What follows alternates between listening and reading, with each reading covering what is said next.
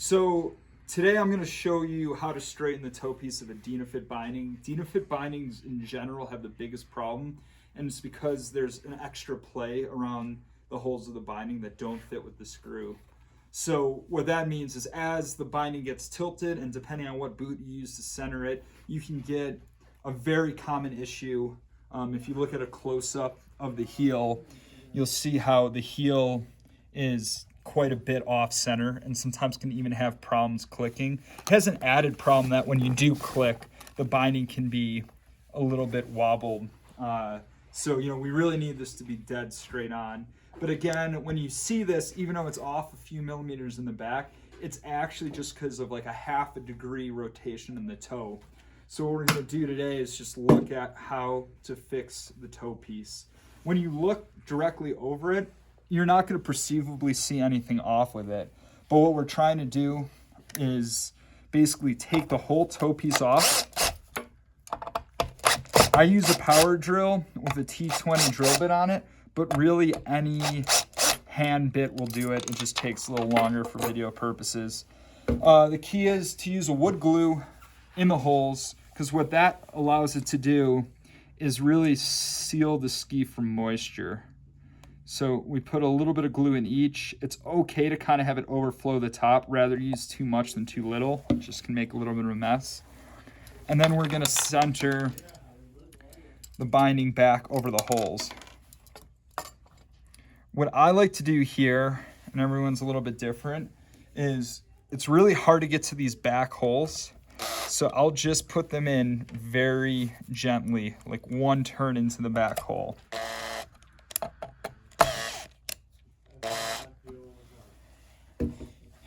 And then I click the binding in. If you look at the heel, this heel is a little bit too close, so I'll spread that out a little. Now, if it's your first time mounting it, you should be able to set this right into the heel of the binding, lock it into place, and tighten the toes. If the binding's already been a little crooked, I will apply just gentle force in the opposite direction. So I'll kind of start it off. You can see on the heel here how it's a little bit off center. Back the other way that we have to go. Let me go to Gringos, guys. I'll be right back. And then I'll tighten this hole, and as you tighten it, it'll start pulling it back into center. So these front screws are really easy to get while the boot's in the binding. And again, I'm using my hand to kind of apply opposite force to the heel. So you see it's a little off center, but as you start tightening the screw, it'll actually pull it back to center. And that's what we really want, is you want to hear both pins engaged at the same time.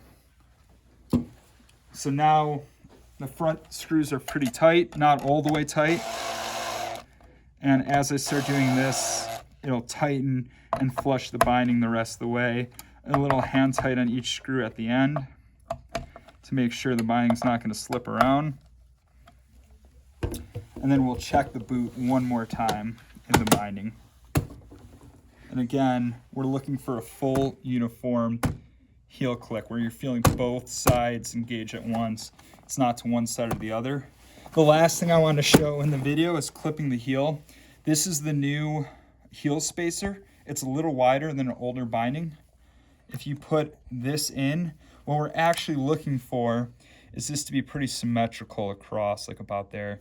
It's 6 millimeters of gap, or about even space throughout the whole piece. I'll put that in and just go till it's right about that space, and that's the good perfect spacing, good universal engagement of both pins right in the middle, and you're ready to go.